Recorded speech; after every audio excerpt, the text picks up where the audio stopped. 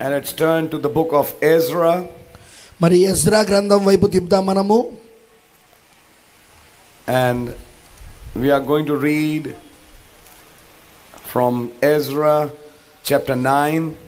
మరి మనము ఎజ్రా అధ్యాయము 9 నుండి మనము చదవబోతున్నాము. And we are going to read from verse 1 to verse 5 and 6. మరి 1వ వచనం నుండి 5వ వచనం వరకు 6వ వచనం వరకు చదువుదాం. I'll request my brother to read in Telugu to cut short the time. సమయం ఆదా చేయుటకు సోదరుని నేను తెలుగులో చదవమని కోరుతున్నాను. ఎజ్రా 9వ అధ్యాయము 1వ వచనం చదువుకుందాం.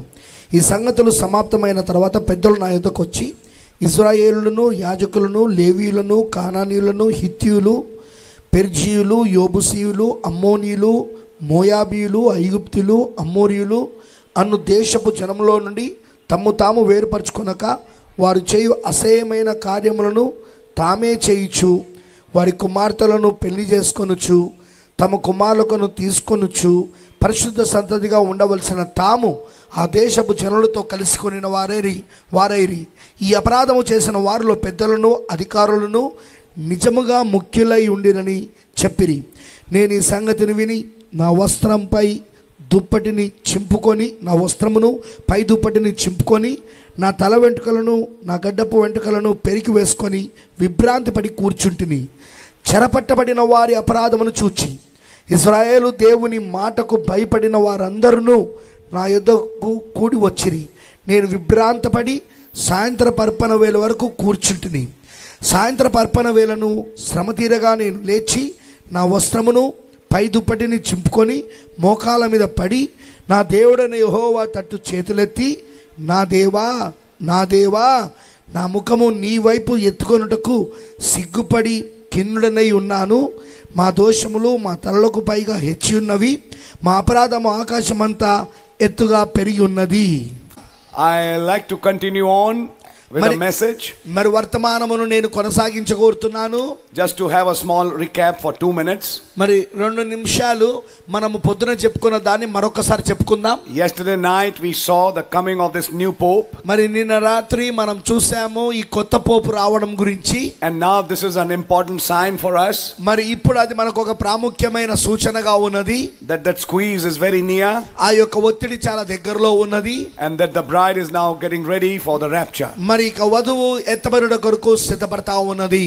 Then today morning we saw మరి ఈ ఉదయకాల సమయంలో మనం చూసాం how today's Daniel, after seeing these things, understood. ఈ కార్యములన్నిటిని చూసిన తర్వాత దానియేలు, ఈ రోజు దానియేలుకు ఈ విషయాలు ఎలా గ్రహించాడో. And then we saw the curses in the law. మరి మనము ఆ ధర్మశాస్త్రంలో ఉన్న శాపములు మనం చూసాం. We also saw this. మనం ఇది కూడా చూసాం. Those who are in Christ are not under that curse. Yes, ఎవరైతే క్రీస్తులో ఉన్నారో వారు ఆ శాపం క్రింద లేరు. But the church which started at Pentecost, కానీ సంఘము పెంతెకోస్తు దగ్గర ప్రారంభించబడినది. it started in grace. మరి అది కృపలో ప్రారంభించబడినది. But the minute Nicolaitans came in, కానీ నికోలైతులు లోనికి వచ్చిన క్షణంలోనే, and the leadership of Holy Ghost was taken away, పరిశుద్ధాత్మక నాయకత్వం అనేది తీసివేయబడినది. the people came back to law.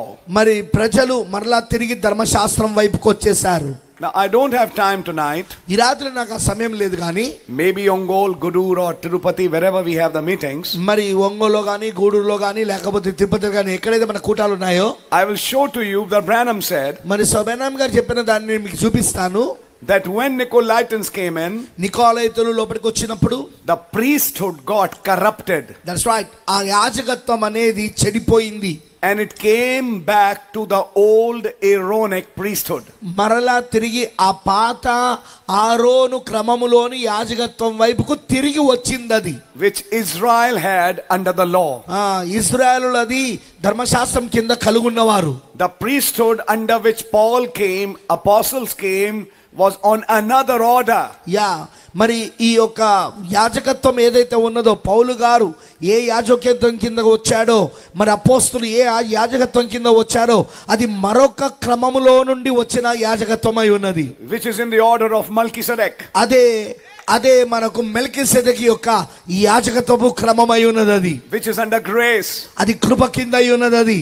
But they shifted back to the old priesthood. కానీ వారు తిరిగి ఆ పాత పురాతనమైన ఆ యాజకత్వం వైపు మరలా తిరిగి వెళ్ళిపోయారు. The church that started at Pentecost in grace under Holy Ghost slided back to law.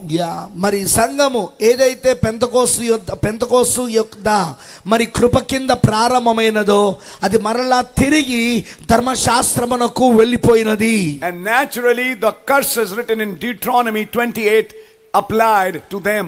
మరియు సహజంగానే ఆ ద్వితీయోపదేశకాండం 28వ అధ్యాయంలో ఉన్న ఆ యొక్క శాపములు ఏవైతే ఉన్నాయో అవి వాళ్ళకు ఆపాదించబడ్డాయి. And what I was trying to tell you today morning, ఈ ఉదయకాల సమయంలో నేను ఏం చెప్పడానికి ప్రయత్నించానంటే, grace has given us a prophet today. ఈ రోజున కృప మనకు ప్రవక్తను అనుగ్రహించినది. Grace has given us the pillar of fire, the cloud and all these things. మరి కృప మనకు అగ్ని స్తంభమును మేఘమును మరి ఇవన్నీ కార్యాలు మనకి ఈ రోజున అనుగ్రహించినవి. But what happened? కానీ ఏం జరిగింది? Again that spirit అదే ఆత్మ మరలా tried to attack this last day church. ఈ చివరి కాలములో ఉన్న ఈ చివరి దినములో ఉన్న సంఘము పైన దాడి చేయడానికి ప్రయత్నిస్తున్నది. And what happened as a result? మరి దాని ఒక ఫలితంగా ఏం జరుగుతున్నది? The prophet said, ప్రవక్త చెప్పాడు, this message can never be denominated. yes, ఈ వర్తమానము ఎన్నడూ కూడా సంఘ శాఖగా చేయబడదు. So to denominate you have to get out of the message. yes, దీనిని నీవు సంఘ శాఖగా చెయ్యాలి అంటే నువ్వు వర్తమానములో నుండి బయటికి రావాల్సి ఉన్నది. Now today's Daniel, మరి ఈ రోజు దానియేలు after seeing these signs, ఈ యొక్క సూచనలు చూసిన తర్వాత will start praying to God. వాళ్ళు దేవునికి ప్రార్థించడం మొదలు పెడతారు. That God forgive us. అది దేవా మమ్మల్ని క్షమించుము. Forgive us as message believers. ఒక వర్తమాన విశ్వాసులుగా మమ్మల్ని క్షమించుము. In the message world also lot of wrong has happened. మరి ఈ వర్తమానం యొక్క ప్రపంచంలో కూడా అనేకమైన తప్పులు జరిగినవి. Who will stand in the gap? వారే అక్కడ ఆ తప్పుల గురించి ఎవరు ఖాళీలో నిలబడతారు? What was Daniel's prayer? దానియేలు ప్రార్థన ఏంటి? He's preparing for a revival. ఆయన ఒక ఉద్యమం కొరకు సిద్ధపడుతున్నాడు. And the last day Daniels are praying, చివరి దినములలో దానియేలు ప్రార్థన చేస్తున్నారు, which will break a revival amongst the people. ప్రజల మధ్యలో అది ఒక ఉద్యమమును తీసుకురాబోతున్నది. Amen and amen. ఆమేన్ మరియు ఆమేన్.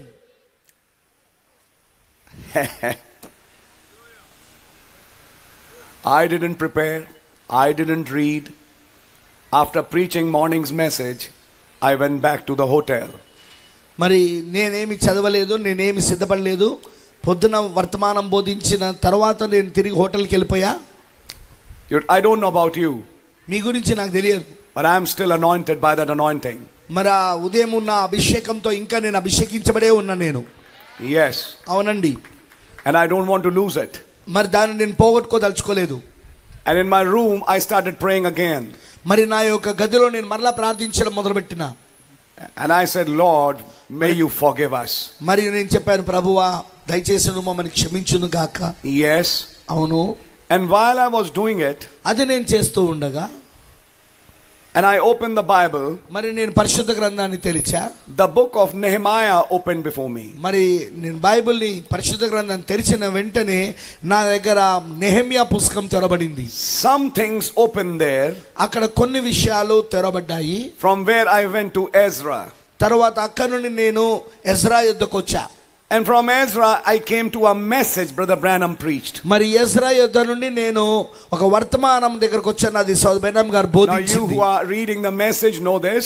మరి వర్తమానం చదువుతున్న మీకు ఈ విషయం తెలుసు. Brother Branham preached a wonderful message from this passage. Exactly. సోదర్ బ్రహ్నం గారు ఇప్పుడు మనం చదివిన ఈ యొక్క ఏదైతే ఉందో ఆ లేఖనంలో నుండి అద్భుతమైన వర్తమానాన్ని ప్రవక్త గారు బోధించారు. And the name of that message is a blushing prophet. మరి ఆ వర్తమానం ఒక పేరేంటే ముఖము ఎర్రబారుచున్న ప్రవక్త. And when I was reading this message, మరి ఎప్పుడైతే నేను ఆ వర్తమానం చదువుతున్నానో, I'll just read this quote to you before I start the message. మరి వర్తమానమును నేను ప్రారంభించే ముందు నేను ఈ యొక్క కొటేషన్ ని నేను చదవగోరుతున్నాను ఈ వ్యాఖ్యానాన్ని. Paragraph 23 says, మరి 23వ పారాగ్రాఫ్ చెప్తున్నది, this is what God showed me. మరి ఇది నాకు దేవుడు చూపించాడు. And when you see a servant of God get so sincere, మరి నీవు ఒక దేవుని యొక్క సేవకుడు చాలా యథార్థముగా అవ్వడం నువ్వు చూసినప్పుడు, till he is on his face with his hands in the air, praying to God, మరి తన యొక్క చేతులను గాలిలో పైకెత్తి తన యొక్క ముఖమును కలుగుండి ప్రార్థించినప్పుడు, and blushing because the iniquity of the people, మరి ప్రజల యొక్క అతిక్రమములను బట్టి తాను ముఖము ఎర్రబారుచు ఉండగా, then you are going to see a revival start. మరి నీవు ఒక ఉజ్జీవము ప్రారంభమవుట నువ్వు చూస్తావు. A man cannot lay in the presence of God, మరి దేవుని యొక్క ప్రసన్నతలో ఒక మానవుడు నిలిచి ఉండలేడు. a church cannot stay in the presence of God, ఒక సంఘము దేవుని యొక్క ప్రసన్నతలో నిలిచి ఉండలేదు under repentance, మరి పశ్చాత్తాపము కింద, unless the Holy Spirit comes down పరిశుద్ధాత్మ కిందికి వచ్చే వరకు and gives unction and power మరియు అక్కడ మాట మరియు శక్తినిచ్చి to start a move of God మరి దేవుని యొక్క కదలికను ప్రారంభించడానికి in there among those people, ఆ ప్రజల మధ్యలో అది చేయడానికి just got to be. అది జరగవలసి ఉన్నది. What was he saying? అని ఏం చెప్తున్నాడు? When you see a man of God praying for the sins of the people, ప్రజల యొక్క పాపము కొరకు ఒక దేవుని మనుషుడు ప్రార్థన చేయడం మొదలుపెట్టినప్పుడు నువ్వు చూసినప్పుడు, that's what we were seeing today morning. ఈ ఉదయకాల సమయంలో మనం అదే చూస్తున్నాము. And he's praying to God ఆయన దేవునికి ప్రార్థిస్తున్నాడు for the iniquity of his people. తన ప్రజల యొక్క అతిక్రమముల కోసము. A revival will start. ఒక ఉజ్జీవం ప్రారంభమవుతుంది. That's what we were preaching today morning. ఈ ఉదయకాల సమయంలో మనం ఏదైతే బోధిస్తున్నామో దాని గురించే God was seconding that this is what I had to tell the people. మరి ఇది దేవుని ప్రజలకు దేవుని పిల్లలకు ఈ విషయాన్ని చెప్పవాలని దేవుడు నాకు అది చూపిస్తున్నాడు. Now I have some thoughts for you today evening. ఈ సాయంకాల సమయంలో నాకు కొన్ని ఆలోచనలు ఉన్నాయి మీకోసం. And may God give me grace to share it. మరి వాటిని మీతో పంచుకోవడానికి దేవుడు నాకు కృపను ఇచ్చును గాక. And show you some things. కొన్ని విషయాలను నేను మీకు చూపించడానికి. As we saw yesterday, నిన్నటి దినమందు మనం చూసినట్టుగా God will never change his principles. దేవుడు తన యొక్క సూత్రములను ఎన్నడూ కూడా మార్చడు. God will never change his ways. దేవుడు తన యొక్క మార్గములను ఎన్నడూ కూడా మార్చడు. And here Ezra has come to Jerusalem. మరి ఇక్కడ ఎజ్రా యెరూషలేముకు వచ్చాడు. And he's finding a problem here. మరి ఇక్కడ ఆయన ఒక సమస్యను కనుగొంటున్నాడు. What is the problem with these people? ఈ జనుల యొక్క సమస్య ఏమిటి? Now we have seen many types and shadows. మనం చాలా రకములైన సాదృశ్యాలు మరియు ఛాయలు చూసాము. Today we are going to see another type. ఈ రోజు మరొక సాదృశ్యాన్ని మనం చూడబోతున్నాం. We are going to see another picture in the message. వర్తమానంలోనే మరొక దృశ్యాన్ని మనం చూడబోతున్నాం. Ezra has returned to Jerusalem. మరి ఎజ్రా తిరిగి యెరూషలేములోనికి వచ్చున్నాడు. And when he came to Jerusalem, మరి ఆయన యెరూషలేముకు వచ్చినప్పుడు he finds there is a problem there in the people. మరి ఆయన కనుగొన్నాడు అదేంటంటే ప్రజలలో ఒక సమస్య ఉన్నది అని. My precious brother and sister, నా ప్రశస్తమైన సోదరి సోదరుడా, who are these people? ఈ జనులు ఎవరు? They were those who have come out of Babylon. ఆ జనులు ఎవరంటే వారు బబులోను నుండి బయటికి వచ్చిన వారు. Now we are seeing another picture today. ఈ రోజు మరొక దృశ్యాన్ని మనం చూడబోతున్నాం. They who had been in the bondage, ఎవరైతే ఆ చెరలో ఉండేనో, had heard a voice, వారు స్వరమును విన్నారు. come out of Babylon. బబులోను నుండి బయటికి రండి అని పిలిచాడు. And they had come out of Babylon. మరి బబులోను నుండి వాళ్ళు బయటికి వచ్చారు. And come back to Jerusalem. మరి వాళ్ళు తిరిగి యెరూషలేముకు వచ్చారు. To rebuild the temple of God. దేవుని యొక్క మందిరాన్ని మరలా తిరిగి కట్టడానికి. And these people, మరి ఈ జనులు who had come out, ఎవరైతే బయటికి వచ్చారో, now what are we today? ఈ రోజు మనం ఏమై ఉన్నాం? After 7 decades, 7 దశాబ్దాల తర్వాత, after being in bondage of Babylon, బబులోనులో మనము బానిసలుగా ఉన్న తర్వాత, being in those denominations, ఆ సంఘ శాఖలలో ఉన్న తర్వాత, we today heard a voice, ఈ రోజు మనం ఒక స్వరమును విన్నాము. come out of Babylon. బబులోను నుండి బయటికి రండి. And by the grace of God we came out. దేవుని కృప ద్వారా మనం బయటికి వచ్చాం. Is that the picture? అదేనా ఈ దృశ్యం? We are seeing another picture today. ఈ రోజు మరొక దృశ్యాన్ని చూడబోతున్నాం. But these people కానీ ఈ జనులు who had come out of Babylon, బబులోను నుండి ఎవరైతే బయటికి వచ్చారో, when Ezra visits them, మరి ఎజ్రా వారిని దర్శించినప్పుడు he finds a slight problem. It's not a slight, it's a big problem there. ఆయన ఒక సులువైన ఒక సమస్యను కనుగొన్నాడు. అది సులువైనది కాదు, చాలా పెద్ద సమస్యను కనుగొన్నాడు. And what is the problem? ఆ సమస్య ఏంటి? The problem is this.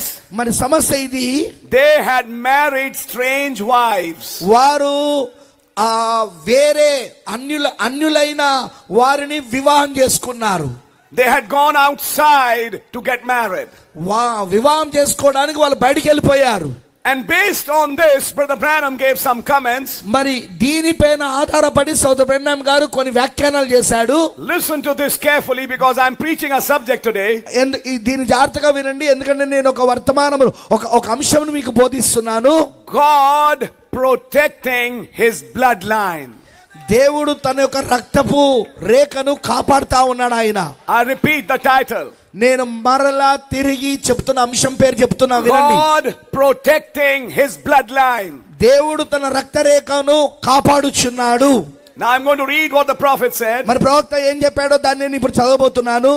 In paragraph 12 of Blushing Prophet he says, మరి ఈ యొక్క ముఖం ఎర్రబరుచున్న ప్రవక్త అనే వర్తమానములో పారాగ్రాఫ్ 12 లో చెప్పాడు. Now Israel was a chosen, elected, selected people. మరి ఇశ్రాయేలు ఎన్నుకోబడిన వారు, ఏర్పరచబడిన ప్రజలై ఉన్నారు. That God had chose Israel for one specific purpose. మరి దేవుడు ఒక ప్రత్యేకమైన ఉద్దేశం కొరకై ఇశ్రాయేలులను ఆయన ఎన్నుకున్నాడు. That the blood of Israel should be the cleanest blood stream. మరి ఆ యొక్క ఇశ్రాయేలు యొక్క రక్తము అది ఎల్లప్పుడూ శుద్ధిగా ఉండాల్సిన రక్తపు రేఖ అయి ఉన్నది. For out of that lineage was going to come the Messiah himself. ఎందుకంటే ఆ రక్తపు రేఖలో నుండే, ఆ వంశవళిలో నుండే మెస్సయ్య స్వయంగా రాబోతున్నాడు. I'm jumping to para 16. 16వ paragraph లోనికి నేను వెళ్తున్నాను. If you are reading it in your table or whatever, and if you can hear it, you can hear it. మరి మీరు దాన్ని చదివితే, ఒకవేళ మీరు దాన్ని మీరు టేబుల్లోనో ఇంకేదైనా చదవచ్చు. మరి మీరు వినాలనుకుంటే నేరుగా కూడా వినండి. Now we find paragraph 16. మరి 16వ పారాగ్రాఫ్ లో Now we find that Israel was not to mix marriage. మరి మనం ఇక్కడ కనుగొన్నాము, ఇశ్రాయేలు మిశ్రమమైన వివాహములు చేసుకోవడానికి వీల్లేదు. Their marriage was to be among one another. మరి వివాహం అనేది వారి మధ్యలోనే, ఒకరితో ఒకరికి వారి మధ్యలోనే జరగవలసి ఉన్నది. No Israelite to ever marry a Gentile. మరి ఒక ఇశ్రాయేలుడు తను ఎన్నడూ కూడా ఒక అన్యుణ్ణి వివాహం చేసుకోవడానికి వీల్లేదు. But was to keep their blood stream clean. ఎందుకంటే ఆ రక్తపు రేఖను వారు శుభ్రముగా ఉంచవలసి ఉన్నది. And even till this day, మరి ఈ రోజు ఈ దినం వరకు కూడా I believe the Jewish blood stream is the cleanest blood stream on the face of the earth today. మరి నేను నమ్ముతున్నాను, ఈ యూదుల యొక్క రక్తపు రేఖనే శుభ్రమైన రక్తరేఖ ఉన్నది. నేను is the Jew.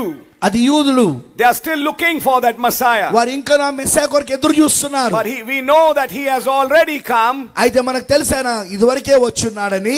And their eyes were blinded. వారి యొక్క కనులు గుడ్డితనం చేయబడినవి. That we could have a chance of repentance through Christ. దాని ద్వారా మనకు క్రీస్తు ద్వారా పశ్చాత్తాపపడడానికి మనకు అవకాశం దొరికింది. Out of all the families on earth, మరి భూమిపై ఉన్న కుటుంబాలన్నిటిలో God had chose the Jewish stream. మరి దేవుడు యూదుల యొక్క రక్తరేఖను ఆయన ఎన్నుకున్నాడు. And it began from Abraham. మరి అది అబ్రహాము దగ్గర నుండి మొదలైనది. He is the father.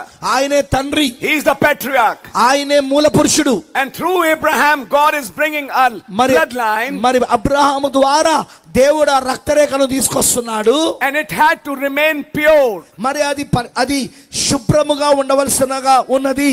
What is the reason of this purity? మరి ఈ శుభ్రముగా ఉండడానికి, పవిత్రంగా ఉండడానికి కారణం ఏంటిది? Because through that bloodline, ఎందుకంటే ఆ రక్తరేఖ ద్వారా Christ would come. క్రీస్తు వస్తున్నాడు. Now you who are in the message, మరి నువ్వు నేను వర్తమానంలో ఉన్న వాళ్ళు, Paul said, పౌలు గారు చెప్పారు, who is Israelite? Who is Israel? ఎవరు ఇశ్రాయేలులు? And he said, it's not children of flesh. శరీర మూలముగా పుట్టిన వాళ్ళు కాదు అన్నాడు. But it's the children of promise. కానీ వాగ్దానములముగా పుట్టిన వారు అని చెప్పాడు. There is a chosen generation even today. ఈ రోజు కూడా ఒక ఎన్నుకోబడిన తరం ఉన్నది. There is a real Israel today. ఈ రోజు ఒక నిజమైన ఇశ్రాయేలుడు ఉన్నాడు. We are not talking on Methodist, Baptist, Presbyterian, Pentecostals. మనము మెథడిస్ట్, బాప్టిస్ట్, ప్రెస్బిటేరియన్, పెంతెకోస్తల గురించి మాట్లాడతలేము. They denominated, they died. వారు సంఘశాఖగా మారారు, వాళ్ళు చచ్చిపోయారు. But there is a chosen generation. కానీ ఒక ఎన్నుకోబడిన తరం ఉన్నది. There is a chosen people. ఒక ఎన్నుకోబడిన ప్రజలున్నారు. And I want to tell you మరి నేను మీకు చెప్పగోరుతున్నాను, that chosen generation has one purpose. అయితే ఆ ఎన్నుకోబడిన జనాంగమునకు ఒకే ఒక ఉద్దేశం ఉన్నది. Oh God, if I can show it to you today. ఓ దేవాది, ఈ రోజు కనుక మీకు నేను చూపించగలిగితే, that Jewish bloodline was kept pure. మరి ఆ యొక్క యూదుల యొక్క రక్తరేఖ అది పవిత్రంగా పెట్టబడినది, ఉంచబడినది. Because through that bloodline the first coming would take place. ఎందుకంటే ఆ యొక్క రక్తకణము ద్వారా, ఆ రక్తరేఖ ద్వారా మొదటి రాకడ జరగబోతున్నది. In a similar way, అదే విధానములో in the Gentiles, మరి ఇప్పుడు అన్యజనులలో there has to be a bloodline. ఇప్పుడు కూడా ఒక రక్తరేఖ ఉండవలసి ఉన్నది. All the way from Pentecost till the last day. yes, Pentecost దగ్గర నుండి మొదలుకొని చివరి దినాల వరకు. And that bloodline had to keep itself pure. మరి ఆ రక్తరేఖ తనకు తాను పవిత్రంగా ఉంచుకోవలసి ఉన్నది. Because through that bloodline, ఎందుకంటే ఆ రక్తరేఖ ద్వారా will come the second coming. రెండవ రాకడ వస్తుంది. That bloodline is preparing for the second coming. ఆ రక్తరేఖ ఇప్పుడు రెండవ రాకడను సిద్ధపరుస్తున్నది. Christ will come through that. మరి క్రీస్తు దాని ద్వారా వస్తాడు. And I want to show you today, మరి ఈ రోజు నేను మీకు చూపించగోరుతున్నా, they were not to mix marriage. వారు మిశ్రమమైన వివాహం చేయడానికి వీల్లేదు. Israel was to marry Israel. Israel మాత్రమే వివాహం చేసుకోవాలి. In our context, మన యొక్క అంశంలో, who is Israel? ఇజ్రాయెల్ ఎవరు? Israel is that person who has received the baptism of Holy Ghost. Israel ఆ వ్యక్తి అయి ఉన్నాడు ఎవరైతే పరిశుద్ధాత్మ బాప్తిసం పొందుకున్నారో. And what is the evidence of that? మరి దానికి నిరూపణ ఏంటిది? సాక్ష్యం ఏంటిది? Receiving and manifesting the word for the age. ఈ కాలం యొక్క వాక్యమును పొందుకొని దాన్ని ప్రత్యక్షపరచుటై ఉన్నది. Only that boy and girl should get married. కేవలం వాళ్ళు, ఆ అమ్మాయి ఆ అబ్బాయి మాత్రమే వివాహం చేసుకోవాలా? Can you understand that? అది మీకు అర్థమవుతా ఉన్నదా? We are not supposed to mix marriage. మనము మిశ్రమమైన వివాహము చేయడానికి వీల్లేదు. That's why ఆ కారణమును బట్టే I don't preach those marriages. ఆ వివాహాలను నేను ప్రసంగించిన, ఆ వివాహాలకు హాజరయ్యి నేను ప్రసంగించాను. I don't preside over those marriages. ఆ వివాహములకు నేను నా యొక్క సమ్మతిని తెలియజేయను నేను. You mean, brother, it has happened in your church? మరి సోదరుడా, మీ ఉద్దేశం అది మీ సంఘములో జరుగుతున్నదా? Yes. అవును, జరుగుతాయి. There were some parents, కొంతమంది తల్లిదండ్రులు ఉన్నారు, and they searched the boy outside the message. మరి వర్తమానము బయట వాళ్ళ అబ్బాయిని వెతుకుతారు. I said, I'm not coming. అప్పుడు నేను రావట్లేదు ఆ వివాహానికి. And neither will my church participate in your marriage. సంఘము కూడా నీ వివాహానికి హాజరు కాదు. We will not do that. మేము అది చేయం. మేము Because according to the message, కారణము వర్తమానం ప్రకారముగా a message believer marries a message believer. మరి ఒక వర్తమాన విశ్వాసి మరొక వర్తమాన విశ్వాసిని మాత్రమే వివాహము చేసుకోవాలి. Can we say amen? దాని మీరు ఆమేన్ అని చెప్పగలరా? And there is a way.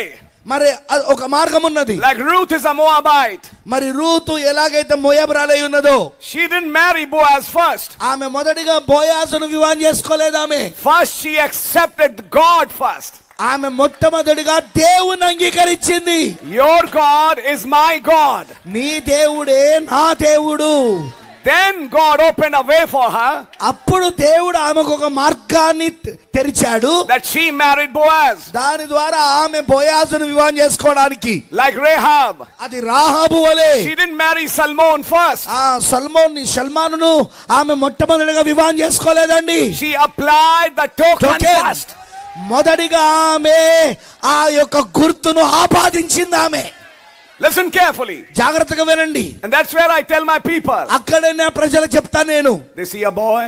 మీరు ఒక అబ్బాయిని చూసారా? They see a girl. నువ్వు ఒక అమ్మాయిని చూసావా? Who's maybe in denomination or somewhere. మరి ఎక్కడో సంఘ శాఖలో ఎక్కడో Oh, he's a believer. ఓ అతను విశ్వాస అండి, He's a believer. అతను విశ్వాస.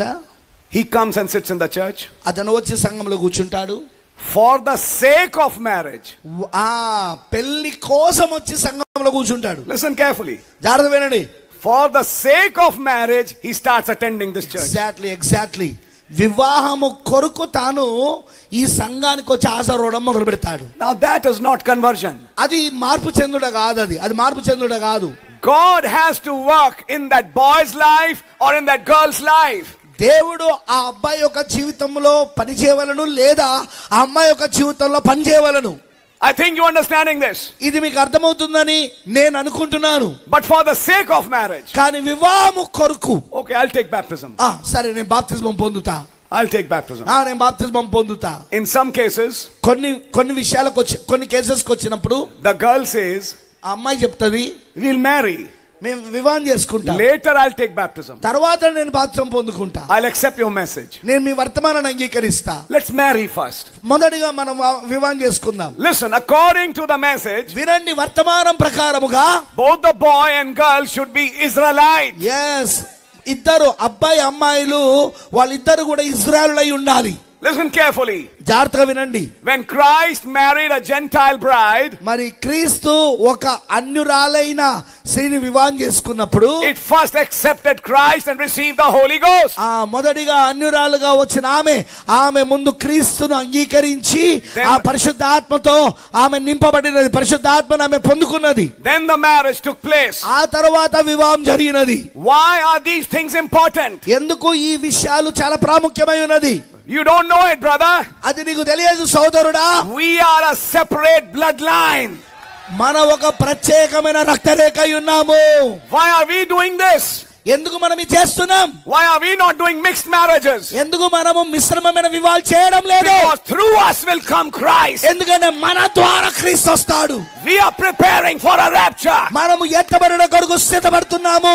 We are preparing for a body change. ఒక శరీర మార్పు కొరకు మనం సిద్ధపడుతున్నాము. Are you understanding the message? మీకు అర్థమవుతున్నదా వర్తమానము?